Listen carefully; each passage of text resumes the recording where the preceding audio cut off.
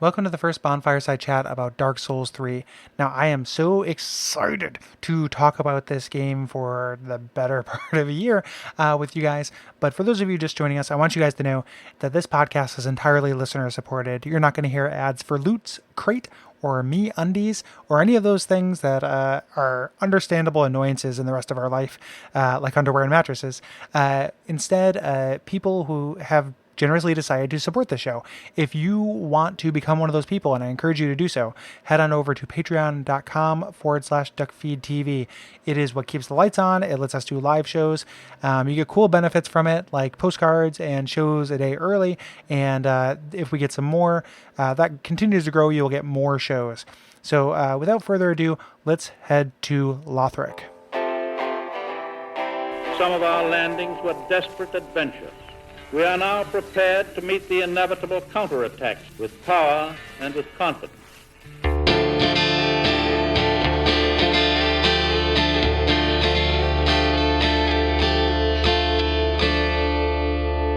My name is Gary Butterfield. My name is Kole Ross. And you're listening to Bonfireside Chat. It is a Kindled favorite. Yes, and this week we are discussing our first impressions of Dark Souls 3. Gary, it's finally here. It is finally here. It is. It feels. I went on Twitter and I unmuted 20 people. No joke. Like that, I counted. I unmuted 20 people, and I managed to be really clean. Oh yeah. Going into this, like I knew two things, and one of which was the name of the world, which I had forgotten. Mm-hmm. The other one was a spoily, like a boss description that I don't even know what Vadia was talking about. I don't know which one he was referring to. So I went into this 100% clean. It was awesome. Yeah. I went into it only knowing one area name, and that was super early anyway. So yeah, feels real good. Yeah, that is a good feeling. Yeah, and so what's really weird about that is because I had forced myself to ignore any and all coverage, even mentions of it, in social media, because I've been essentially dark on the Souls community for about 3 months now. It doesn't feel like it's actually happened. Like I'm playing it, I haven't beaten the game, so we should probably talk about how far we are.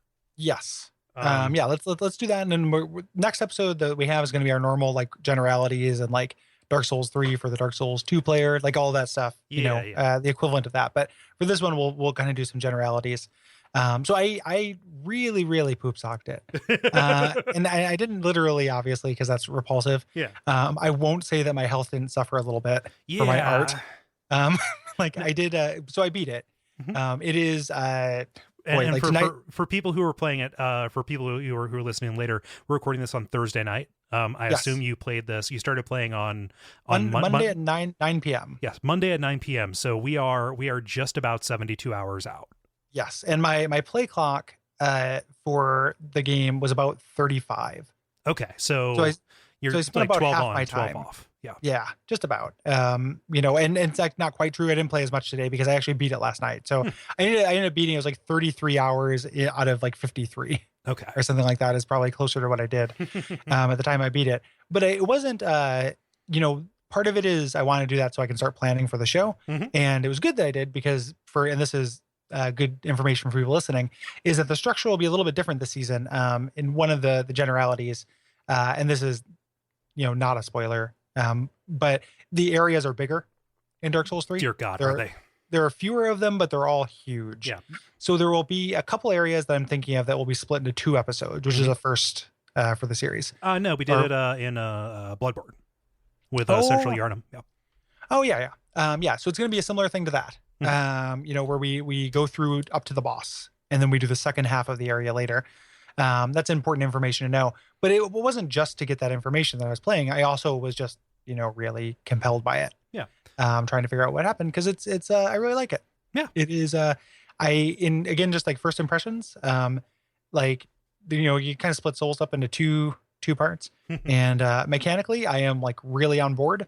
I really like what this game is doing. Mm-hmm. I think I like it mechanically more than I like Bloodborne. Noted infamous Bloodborne hater Gary Butterfield.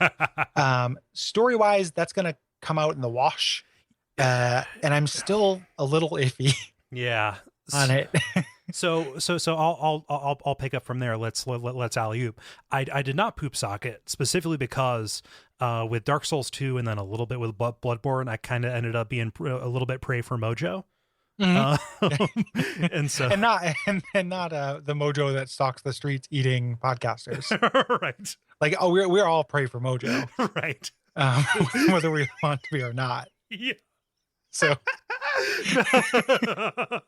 yeah. So make sure that you rub the bacon grease over your bedroom door at night. Otherwise, he won't pass you over. Leave a mouthful of human hair under your doormat, and that keeps them away.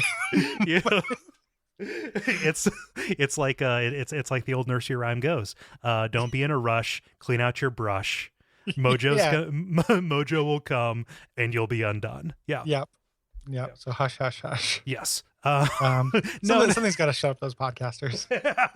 Yeah, I heard that he just ate one of the McElroys though, so he's probably pretty full for a little while. Like the big one. Well, no, he gains all their listeners. Is how it goes. Yeah, just listen to Mojo FM. With a Friday morning fart song. Yeah. So I didn't want to end up, just being completely battered and broken and malnourished and all of that. So I've had the game for roughly the same amount of time that Gary has. Mm-hmm. And I'm about 18 hours in. You're about halfway through. Yeah. So that feels fine because I still have tomorrow and Saturday and Sunday. I have more of the weekend to play than Gary does. I work on weekends, so that's another. It's not a competition or anything. I just wanted to be able to work this weekend without it hanging over my head. Yeah. And it's we have to start lining that shit up, man. Yeah. Like, guests aren't going to line themselves up. So that is important. Yeah. So you're pacing yourself well, I think. Yeah. It's like 6 to 8 hours a day is what I'm aiming for. That feels reasonable. You're like doing a day at work. I'm doing like a 1920s day at work. If I was a kid. A 1920s textile worker. Yeah. Yes. Day at work. Like, yeah. No. So I'll echo your sentiments. I like to play an awful lot. I think that they, but I feel like they learn from Bloodborne that speeding things up a little bit is going to be a good thing. It's a little bit what it is, and this is the victory lap game. Like this is the overture of the series, because this takes things from everything that came before it, and including Bloodborne. Like there's a lot of Bloodborne DNA in Dark Souls 3. Oh my gosh. Even just graphically and from from an environment design kind of place, Bloodborne makes a lot more sense. Well, knowing that they had both of these in the hopper. Yeah. And a lot of that stuff is in the first half. The explicitly Bloodborne kind of stuff. The Gothic city kind of stuff. Yes. Yeah. Like that is a thing. And part of that is just them being on the same system. So there's the PS4, like visual clutter. Like, let's have 1,000 things. Every room needs to be filled with 1,000 tiny objects. Yeah, and it needs to be fecund with ZBrush. Yeah, a billion tiny little skulls in this room. And they do that trick a lot, which doesn't bother me, but like it was a thing in Bloodborne as well. But this is draws stuff on Dark Souls 2. It draws a lot from Dark Souls 1. It draws a lot from Demon Souls. Oh god, way more than I thought they would, and that is kind of like it. When I say thematically, I mean like the theme of the game is like a thrust for design and kind of aesthetics more than the story, because I'm still working that out. But as like a game thrust, that's a really cool way to wrap up a series, to be like, let's try to take the best from all of the previous entries. Yeah. I don't know what that's, I'm not saying this is the best of all the entries, but there's an effort to kind of take what works and what's cool from all the previous games and stick it into one game. And that works really, really well. Like, it is faster paced. That's going to satisfy some of the Bloodborne people. I'm really happy to have a shield again. Yeah. It is like, I have had a couple like really, really great, like long drawn out, fights that are these like testing each other, looking, probing for weaknesses kind of things that I really missed. Yeah. Not to mention that shields give you kind of more verbs in general in this game than they have in previous games as well. Like there's move sets for shields, which is, and they enable different move sets. Like you have those battle arts now, which I'm kind of just now exploring.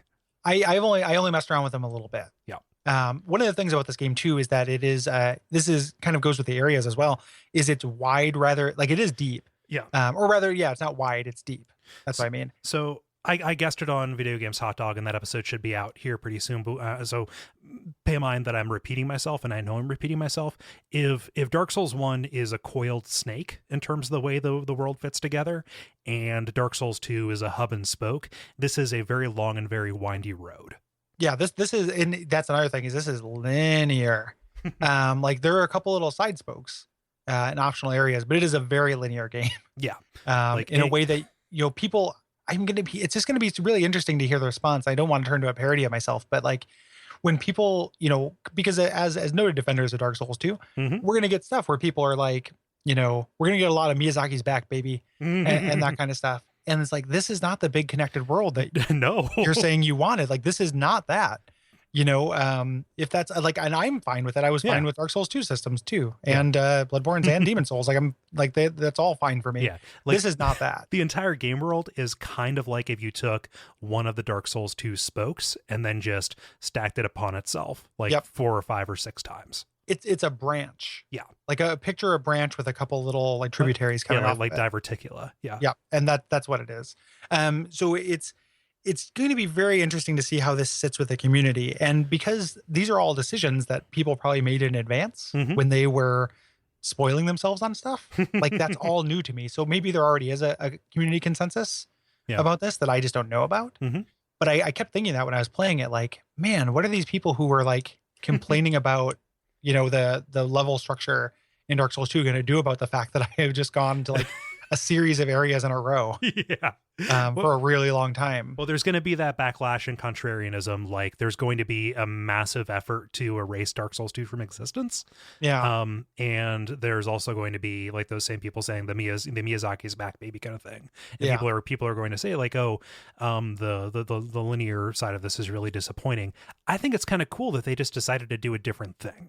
I like it too. Yeah. Like if they had tried to go back and just like, all right, well, we've listened to the feedback and we're going to try and do again this coiled snake of a world. And if they came up short, it would have just been dismal. It wouldn't have worked. Right. And like I think that's true. I like one of the things that's true about those diverticula is that they are so deep. And this, even if they just end in like, a boss and nothing. Like a boss and a little bit of information. It's not even you get like a huge mechanical benefit of it. Right. They go on way longer than you think. So I miss being able to fight bosses in any order. Me and too. I'm sure there's a little bit of non-linearity to this that I'm missing. And there might even be like a Four King style like trick. There's something you can get to sooner than you think that I just haven't learned about yet. But I am into the fact that in this one, I know I can stay on this critical path. If I poke at this one juncture, it might go on for hours. Like there's one in particular I'm thinking of that just goes and goes and goes. Yeah. And it's really cool, but it doesn't add up to much. Like as far as the main plot goes. Yeah. So I'm gonna be curious when I see kind of the structure of this game writ large to see exactly how many options you have at any given time. Because I've already noticed a couple places where I banged my head up against one boss and then found this entire other kind of branch I could go down, and then doing that got me the upgrade materials and the souls I needed to come back bolstered. Right. I'm curious if those are kind of more mindfully put out there as opposed to kind of giving you the buffet kind of approach that Dark Souls 2 had. Another thing I know that is true and has always been true of Souls that is true here too, that will play into that is like, Dark Souls finds your weaknesses. And now that I'm kind of like looking online and seeing, following people on Twitter again and seeing which bosses people are complaining about and the like, I am having that classic Souls experience of being like, oh, that guy was easy. And then me complaining about somebody and having somebody be like, they're not that bad. That's either build or play style or what. Yeah. But that's been really interesting too. So some of those, even those, if what you're talking about, where if they place those kind of tributaries mindfully to prepare you for a boss, like that's not going to be the same for everybody either. Yeah. It's just kind of, so in some of those ways, like it feels really good to get back to like title cards and shit. And it feels really good to do it like in an explicitly like Souls universe, like it does it like the story, the things it's dealing with without getting into it because I don't know everything about it yet. It feels more like kind of classic and evocative. And I can already tell that the story is harder to understand than the Bloodborne one. Yeah. Like one of the things we talked about in Bloodborne, like, and I feel like the plot of Bloodborne is actually pretty simple. There's a lot of little details that are a little bit harder to get your head around, but the actual like these are the movers, these are the shakers, this is what happened is pretty easy. This is way trickier. Yeah. So here I am about halfway through the game, and like I don't know why the first part of the game mattered just yet. Yeah. Like, go ahead. Or I was gonna say, watch the opening again. That's Like what I've once you done. get, I've gone and done that. yeah. Once you get a little further into it, it's really satisfying to watch the opening again and like have these people make sense. Yeah, I learned that lesson from Dark Souls 1 and Dark Souls 2 is like I don't want to forget what they set up there because like doing that puts you out to sea. Yeah. It is it is so the other thing that's true that's like a first impression style thing. And sorry if I'm talking too much, Cole. Sure. I have literally just been like sequestered in my living room. I've talked to my roommates about the game, but I haven't I haven't got a chance to talk to other people. Today's my coming up for air day. Yeah. It's really hard. Oh God, yeah. Yeah. It is judging on the Souls difficulty curve. Like I think this game is very hard. Yeah. I think Bloodborne's really hard too. I think this is up there with that though. So it's heartening to hear you say that because I feel like I haven't quite surmounted kind of the curve, that point when, you start getting, when you just start getting like increasing returns from your effort that you put in, right? Like each of these games kind of has the articulation point. It falls at a different place for each different person, but like, I kind of feel like I have my feet under me. Or at least I've got my sea legs, I still don't feel like I found that. Like each area is kind of fucking with me in a different way. And that's going to go, I feel like that maintains truth for most of the areas in the game. It's so like the closest analog or the closest comparison is like accepting the tutorial area and like the beginning of like the actual game. A lot of this has felt like kind of like going to Shulva for the first time. Yeah, that's a good point of comparison. Part of me feels like that's, even though this is faster paced, part of that is because it is kind of a mission statement that like, hey, we're back to Dark Souls now. Like we want you to be cautious a little bit. Like you have to be quick in combat, but cautious in exploration. Yeah. In a way that you didn't have to in Bloodborne really. Or as much. It's like you always have to be cautious in a Souls game, but like this is emphasizing it more. And that hostility stays constant. Yeah. Through the game in a way that like gets a little fatiguing.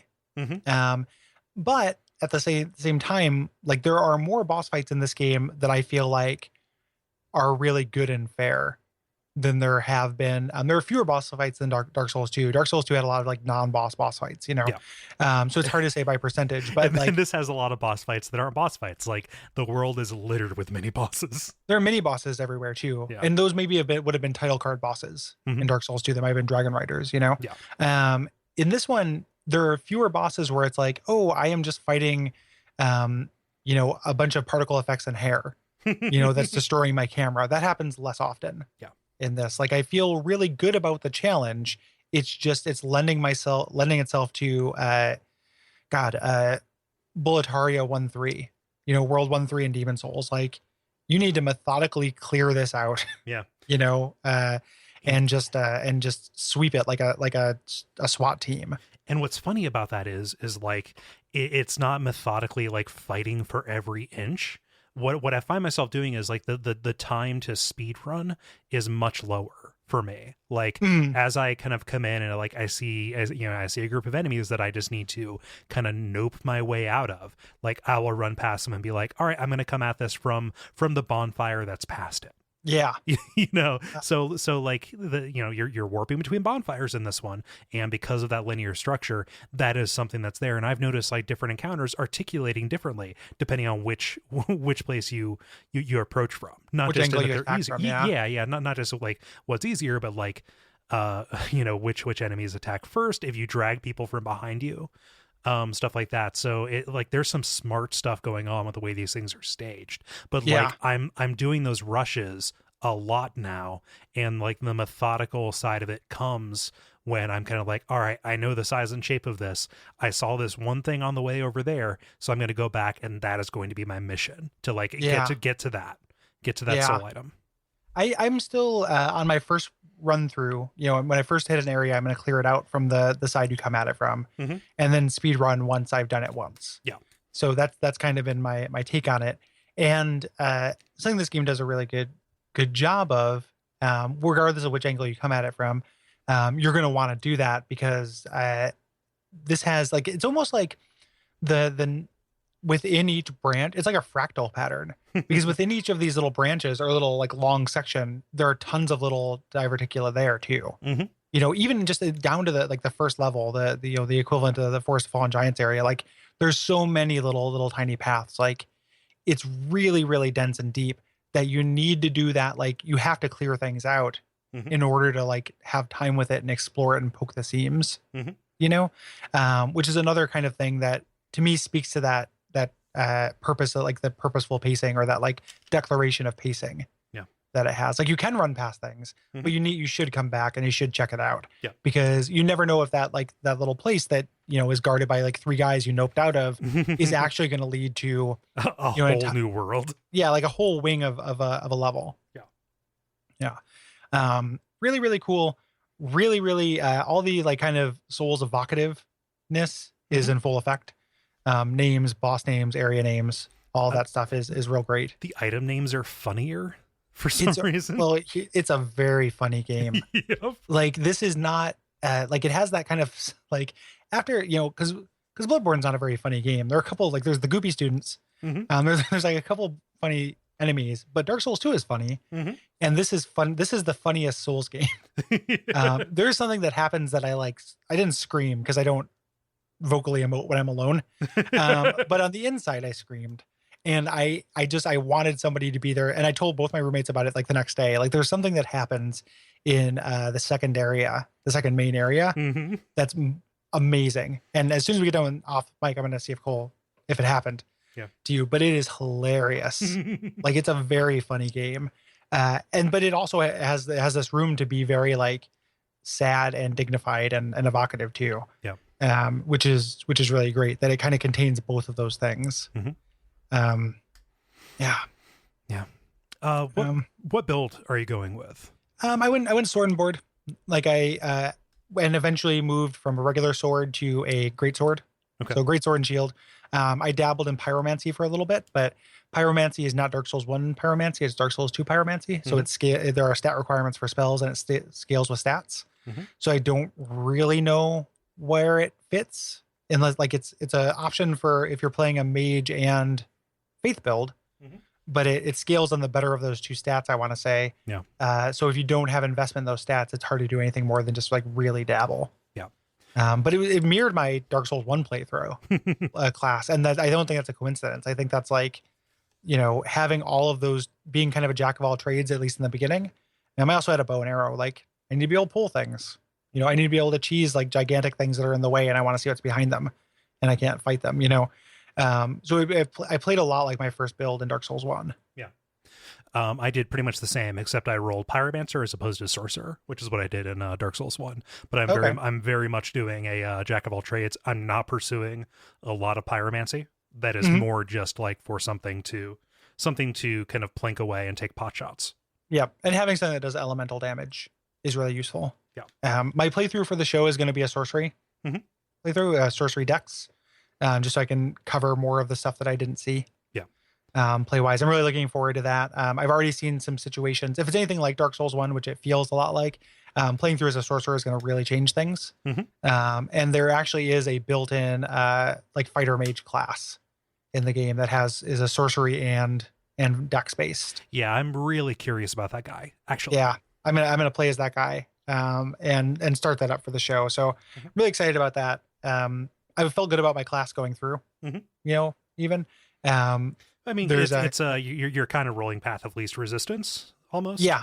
Knowing what you know about the games and just kind of playing to your preference as opposed to kind of like self-enforcing a build, Yeah. In general, like a strength build tends to be easy mode in these games or the closest thing to easy mode. Yeah. And this was that. A lot of things that like are little ease of use things from 2 came back, which I really like. We talked about bonfire teleportation. So that really affects encounter design. As we mentioned, the encounters are denser because they know that you're only going to have to go through these stretches once. And points it's as frequent as it is in Dark Souls 2. Other points it's a little bit longer, but that's something they definitely took from Dark Souls 2. Yeah. And there is respec as an option. I feel like that's Yes. a non-spoiler thing that is okay for people to know. But it's tied to a covenant. It is tied to a covenant with consequences too. Mm-hmm. But that's a cool compromise for that. Not that it was ever trivial to do it in Dark Souls 2 because that was a rare item, but the this way, at the very least, if you want to try another build, you can. Yep. Like there's a pathway for it. I'm really happy they did that. They didn't bring back aesthetics, which would have been my dream because I love aesthetics. Yeah. But they took a lot of that ease of use stuff from that, and I was really happy about that. So yeah, as far as like, I mean, I'm rambling, but as far as play goes, it is it's doing a great job, like taking the best of the best. Yeah, I think. Yeah, so it's going to be tricky to talk about story here. Like, I don't even know how much we should even attempt it, but I do still feel a little bit like I'm out to sea. I'm really lost on it. Yeah. Even knowing what I know, having beat it, I've just kind of begun a little bit today, like researching the stuff I didn't do. We can lay out kind of I think that the spoiler point for like what we talk about, in episodes or what's on the table is going to be the thing that happens right after where you're at. Okay. So second half of Ithral is gonna be our point of no return. Okay. And that's when we have to, like, that's the thing that I wouldn't want to know before I knew it. And that's also where things kind of get real. Okay. So it's a little bit later than Anne Orlando or Drang Lake. Okay. But that's so for people who are listening or playing along, we should reiterate our spoiler policy. Yes. So things up until that point, like area names and boss names, are on the table. We will reference future bosses without actually getting into them. But names are on the table. But we will only talk about the area and areas that came previous in detail. Yes. Does that sound right? Yeah. And then once we get to the back half after the first boss of Ithral, everything is on the table. Yeah. Because we have to be able to talk about stuff. Yeah, that sounds right. And to give you a little bit of like an inkling of why we're okay obliquely referencing stuff that's going to happen in the future, like even names, except like barring if there is like, no, Solaire's the final boss kind of stuff. Yeah. Barring if it's like that. That's funny because I don't know. That could totally be the case. Gary, you're my worst enemy right now. You could just let something slip. I'm just I'm not saying anything. I just keep winking into the microphone. If I do it closer, you can hear it. Like, yeah. Yeah, but if we obliquely reference things without saying like, oh, around that one corner where that crazy thing happens, we're banking on people not remembering the specifics because you don't have a reference point for it yet. Exactly. And at this point, like, I feel like if you're listening to the Dark Souls 3 podcast, first of all, you're probably not playing an area every 2 weeks. Right. You'll probably be a little bit ahead of us anyway. And this is a podcast about Dark Souls 3. We have to talk about Dark Souls 3. Right. Like it's so those blinders are off. That doesn't mean you should listen to this and then tweet Kole what the final boss is. Please don't do that. Yeah, I would be very upset if you did that. Actually, yeah. So don't assume things that we know. Let us do our own research. But just so you know, that the one-way street part of this podcast, that's what we're going to talk about. Yeah. So we encourage you to play along if you're listening. I think it's really worth it. I really like this game. I'm really happy with it. I think it'll be a really good, fun season. We have fun, we have good guests lined up that we need to place into specific slots. Yeah. So more updates on that as it becomes solidified. Yeah. Do we have any kind of like final stuff that we want to kind of like go into? I've got one thing that like maybe if somebody's listening, they would benefit from it. Yeah, go ahead and say it. NPC quest lines. I feel like I inadvertently fucked them up in a very Dark Souls 1 kind of way. I did too, 100%. This is more a generality, so I don't feel like this is a spoiler. And this is kind of in review territory too, but I'm going to say it anyway. It would take so little effort to make better NPC quest lines than Dark Souls 2. This one does that, but it feels like it took all of the complexity from Dark Souls 1 quest lines and very little of the pathos of Dark Souls 1 quest lines. So like, there's one really, really long one that has like heft. There are a lot of little ones that are complicated without much emotional payoff, I think. Hmm. So if you, and a lot of them are like that. A lot of them are very complicated. So if you care about that, if you want to see the end of a NPC's quest line, I think it is safe to say if you're listening to this, you probably won't see the end of it on accident. You probably will need to look up the steps. And there are low spoiler versions of the steps. Oh, good. On there. Like in the guide, the Prima guide, there is just kind of a step-by-step, like do this, do this, do this, that just makes reference to names, but doesn't give you context. Okay. So you don't have any of the dialogue. You don't really know, a lot of what happened. It just says, talk to this person here, exhaust their dialogue, say yes when they say this, find them here, exhaust their dialogue, etc. That would have been great to know. I haven't even cracked my guide yet. I ruined every NPC quest line in this game. Nobody, I didn't get to see the end of any of them. Yeah. So kind of a bummer. That makes me feel better, actually. Like, not that you feel bad, not that it's a bummer, but like, okay, like if it actually is complicated, I'm not. Oh, just dumb, I don't feel bad. It's like a whole game where all of the quest lines are like the Siegmeyer quest line. Like everyone who has a quest line in this game, this is a little mild exaggeration, but there are at least 3 or 4 of them that are like on that order of magnitude of complexity. Jesus. And one of them I think is the most complex NPC quest line they've done. And it's the big one, like the main NPC that you run into, getting to the end of their stuff is complicated. Yeah. I just know this from reading it. I didn't do it. So we'll talk about that when it comes up, and probably bemoan exactly how obfuscated this is. Yeah. But that's a non-spoiler thing people might want to know. Yeah. Watch out for that. Definitely play online and play human a lot. You don't want to get invaded by humans, but there are a lot of NPC invasions in this game that are very fun. And I found, during this first week, like soapstone messages are great. Oh yeah. Like that is the equivalent, like that made a lot of this game easy and doable for me. Except, hey, if you're just going to be like, hey, I'm going to put illusory wall here when there's not one, fuck you. Those are everywhere. Yeah. So some jokers way into that joke, and I'll cool it with the fucking, like, every time there's a woman saying hole ahead or whatever. Yeah.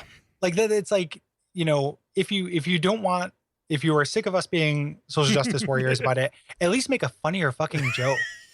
Like if you can't get on the side of common decency, at least get on the side of making a better joke. Yeah. I am so say like, and then it's like, even if you can't be better, do better. Yeah. At least be funny about being a shithead. Like I keep like sometimes that'll happen, and I'm like, it's gotten to the point, like at first I was like, I would look around for a trap or something because it wouldn't occur to me that they were being such assholes. Yeah, try finger butthole. Yeah. Well, I mean, that I knew they were being assholes, but just like hole ahead or like, something like that. And I would look around for a trap. There wasn't a trap. And then I would see like, a lady corpse. Yep. And I was like, oh, okay, good one. And good on you 6 motherfuckers who rated it. Unless you rated it down because we don't know. Yeah. But be funnier about that at the very least. Yep. I've gotten huge actual mechanical benefits from leaving helpful notes. Yes. My notes get rated all the time, and it's, it helps. Yeah. What's the benefit that you get? I think it's a health. Okay. Health up. I'm pretty sure, like, if I'm wrong, it happens a lot when my health is full. Because I stay topped off. Yeah. Because there's a you get a ring that helps back. Yeah, Estes is back, and you get a ring that makes you attack better when your health is topped off. So I use that ring. Yeah. The funniest message that I got was secret door in front of probably the biggest door I've ever seen. I really like those, like lever ahead, like things like that. Yep. There are. So this is going to come out really early in the season, so I don't feel that bad about saying it. More so than Dark Souls 2, this is an explicit sequel to Dark Souls 1, with a lot of sequels to those elements, like follow-ups on elements from that. There are a lot of really winky, funny jokes people have made that only benefit you if you know stuff from Dark Souls 1. So if you are a scholar of Dark Souls 1, you will get more humor and benefit out of these things than otherwise. And that's in general true. Like I cannot imagine playing this without playing Dark Souls 1 and knowing it really well. Yeah. Because it is so for us. Like it is for people. If Dark Souls 1 is your favorite game, this game is a love letter to you and to that. If you are a fan, this game is willing to service you. 100%. Like it is, and to maybe to its detriment. Like we will see when if the you didn't stories. say it, I was. Yeah, it is. It's like it works on me every time something comes up from the first one. I'm like, that's cute, but why? Like, I just have this feeling of like, and there are answers there that are in the kind of the general plot, but it goes extreme. Hmm. Like it is extreme. So it's cute, but it is a little bit pandery. It's like they've spent 5 years just building a secret back door to our brain so that they could just like break in and steal all of our TVs and shit. Yeah. Yep. And it just all of those TVs just show all of our favorite items and NPCs. Yeah. They're all back. Maybe. In pod form. Yeah. Yep. Yep. Yeah. Yeah. So boy, what else is first impression A? That's probably about it that I can think of. And the mechanical things are like the new stuff. We're going to talk about that next episode. Mm-hmm. Yeah. Yeah, and I'm already drafting that like parts of the notes for that. So we will collaborate on them, obviously, but I've got a lot to say. Yeah, because it is different. As much as it is conservative, the things feel like evolutions rather than revolutions for the most part, with the exception of how magic is handled and that those special moves that items have, which is pretty new. Yeah. So yeah, that if that's it, I think we can call it. Yeah. So next time, we're not going to have like a delay like maybe we thought was possible, or at least I did. We're going to go right into the basics, kind of the tutorial area, the hub world, and the generalities. And go back and listen to any of our previous ones, such as the Undead Asylum and Firelink, or the Majula episode and things betwixt, to kind of get a sense for what that is. But we're really going to make it kind of explicit, like what are the banner like bullet point features of this game. Yes, and how do you reacclimate yourself to this after Bloodborne or coming from Dark Souls 2? Yeah, like what are it's a before I play kind of thing, and and just cover those things. There's obviously our blanket spoiler policy is going to apply to that, because there are, especially for the hub in this, there are implications for later in the game. Like I'm already like I'm sweating just thinking about how we're going to name that episode. Yeah, and we just have to name it. Yep. Like it just has to happen, and it's just going to be, that's just going to be it. That's the area name that I had spoiled. Yeah. So. Okay. Well, that's kind of a bad one. I know, right? To get spoiled like that, that's significant. That tells you a lot about this game. Yep. Yeah. Bummer. So we're gonna, and then after that, so that'll happen. We have our appendix episode. So if you have thoughts about the tutorial area and the hub zone, write us at Duckfeed.tv/contact. Here's the blanket policy for that for all season. This has always been the case, but I'm reiterating it now. Please try to minimize reviews and general thoughts. Yes. Of the things. We go through the games point by point. So we're asking you guys to as well. Just talking about how great of a game it is, or where, unless, like, if it's a mechanical thing you think works or doesn't work, if it's relevant to the area, bring it up. Yeah. If it's just kind of happens like 4 zones down, but you want to get it in because it's the beginning of the season, wait for it to have a good example. Yes. Specificity will always be favored. Yes, I'm anticipating we had to do this in Dark Souls 2 and a lot in Bloodborne, but we get more responses than we can comfortably answer in an appendix episode. So we're going to be going through those with a very kind of like fine-tooth comb is probably the wrong way to say it, but please don't be upset if we don't feature yours. I save all of them in case there's a lighter day later on, but brief, concise, specific stories about things that are funny generally get through. Personal stories, things that relate to that, and also, did I say brief and concise? Yes. Yeah. Or like insight about the specific thing. Yeah. Right. Like you can't write like a 17 paragraph thing about the tutorial area of one of these games. And if you can, like, we probably want to read it, because that's, if you can stick on topic that long, it probably is pretty interesting, even though we would edit it or omit it because it's 17 paragraphs. But the just keep it limited to the thing. Here's the here's what I'll say, because a lot of our listeners take a lot of time to write in, and I feel bad when I cut that. If your letter is going to exceed like 3 paragraphs, write it up as like a blog post or a twit longer or something like that, and include a link with kind of like a summary, and we can put it in the show notes if it's really cool. Yeah, we can read it, talk about it, and then link it to people. Yeah, if it is that sounds like a good compromise. Yeah. And if this sounds like a lot of hand wringing over about like, hey, here's how you guys should engage with us, I'm very sorry, but it does make things simpler down the line if that is laid out. Yeah, it's not how you should engage with us. It's what's going to end up on the show. Like, it's still we're going to put on the show what we put the things on the show that we want to put on the show. Yeah. So it's good for you guys to know that. If you guys just want to talk about Dark Souls, just hit us up on social media and stuff, because we talk about Dark Souls. About 2 weeks after that is when we have our first episode with our first guest for the first area there, and the guest is still being lined up. I know that I made a bunch of noise on Twitter. I was trying to get Epic Name Bro on there. I still have not gotten a response, so that might not happen. If that doesn't happen, I tried, and then I think I'm going to give up. Yeah. And that might be it, which is fine. If dude's just not interested. I don't want anyone who's listening to this to give him a hard time or anything. Please don't. Yeah, please don't. Definitely don't do that on our account. And you don't even need to like tweet him about it. Like I feel bad about the amount that like even I kind of harangued him about it. At this point, he might just not be interested, and that's okay. But we will have we have other guests kind of lined up in the abstract, and I'm confident that it will be a good season for that stuff. If you have suggestions for guests, I'm still interested in that. I don't think I have confirmed I like to get a few new people in every season. I don't have as many new people as I want.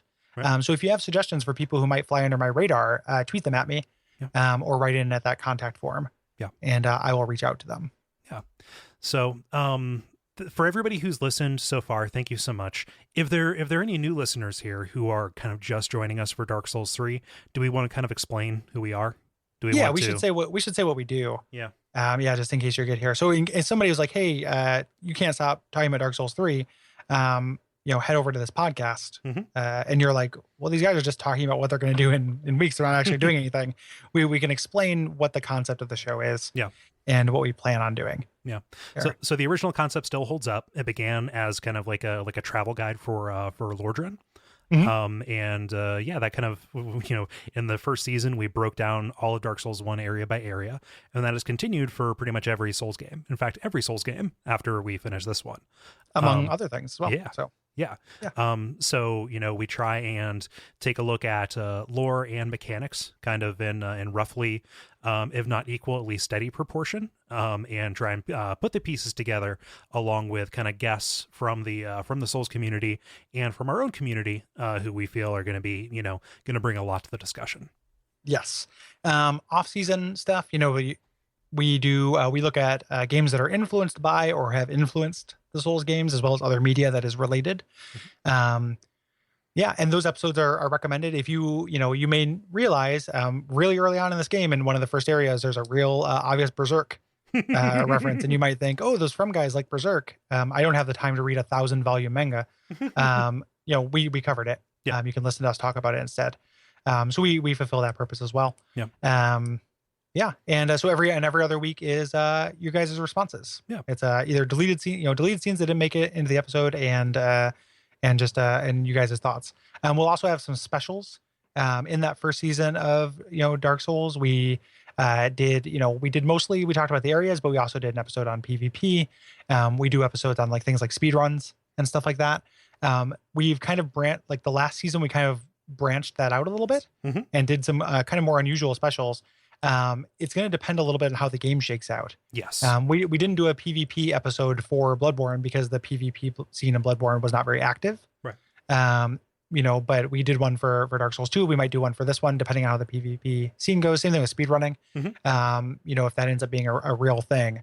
With those, we are interested in also in suggestions for special episodes. We may not use them, but if you have like a cool aspect of this world or the community that we maybe don't know, that's worth reaching out for. We've done PvP, speedrunning, fan art, data mining,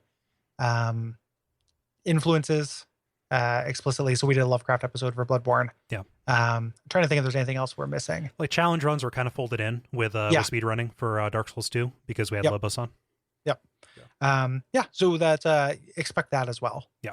To pop out throughout the season. Yeah. And if you want to find, those previous episodes, if you're just kind of like, oh man, once every 2 weeks for the main episodes is not enough, and you're brand new to the show, go to Duckfeed.tv/Bonfireside Chat and check out the entire set of archives. We've got it all kind of like broken down by game there. And while you're there, you can also find the other shows that we do. Duckfeed.tv is the network that Gary and I run.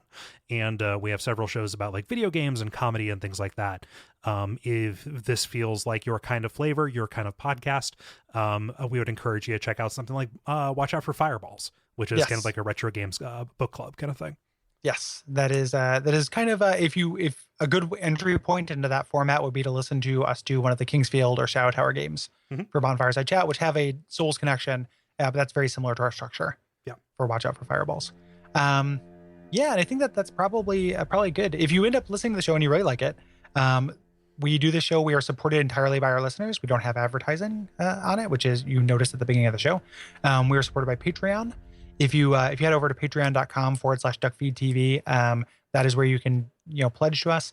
I can say with a 100% confidence that the $2 a month level, which gets you into our Slack channel, has been a really cool place for Souls and the Souls community. Yeah. A lot of cool Souls people hang out there, and it is a good place to talk about the lore and get help for co-op and shit. Yeah. That became like the zone for Bloodborne co-op. When people needed help for specific bosses. But you can also talk about lots of things there. It is a really good community. Yeah. It is well curated. There are no shitheads. Yeah. So nobody is a shithead on there, which is great. Yeah. And the value of the rewards just goes up as it goes along. Whatever fits and whatever you feel is worth it. This is also an exciting time for the network because we're looking into expanding, doing different kind of stuff. So take a look at our goals and see if any of those extra shows and things like that are worth working toward. Yeah, absolutely. Yeah, it is. This is brand new, kind of revamped Patreon. So. Yeah, and the other thing you can do is like ratings and reviews are really important. People have been coming out in force with that. That's when a new Souls game launches is a really big time for us. So if you like the show, let other people know about it. Yeah. Let iTunes know about it. Let your friends know about it on Twitter. Tell people in person. Write them a mimeograph. Send a carrier pigeon. Leave it on a soapstone. Like do as you will. Yes. Yeah. And just one other kind of like admin note: our new album art for the show for this season was done by Adam Bucheri, the same artist who did our Bloodborne art, and you get to see some extra beefy versions of us in armor and swords and stuff. Way beefier than I actually am. Yep. I'm that fat, but I'm not that strong. Let's just clarify. I have that much extra flesh on my face area, but I'm not actually strong. Yeah. I couldn't actually stand while wearing that armor. Right. So just in the interest of full disclosure. Yeah, that would specifically be like somebody's like immobilization fetish gear, like putting me into that. Like I'd be roped into a world of like erotic intrigue by wearing that. Yes, welcome to the sex dungeon. You can earn dungeon bucks by doing me favors and exchange those for food and cigarettes. So, so if you want to earn some dungeon bucks, you can keep listening to us. Yeah. What else? I think that's probably about it. I think so. Yeah. So next time, what do they do, Cole? Pray they be safe. Yeah, pray they be safe. Let the God, what is it? Let the fire guide your way. Yep. Let the flames guide your way. Yeah, let the flames guide your way. Yeah. Ash always seeks ember. Umbasa. Yes. Umbasa.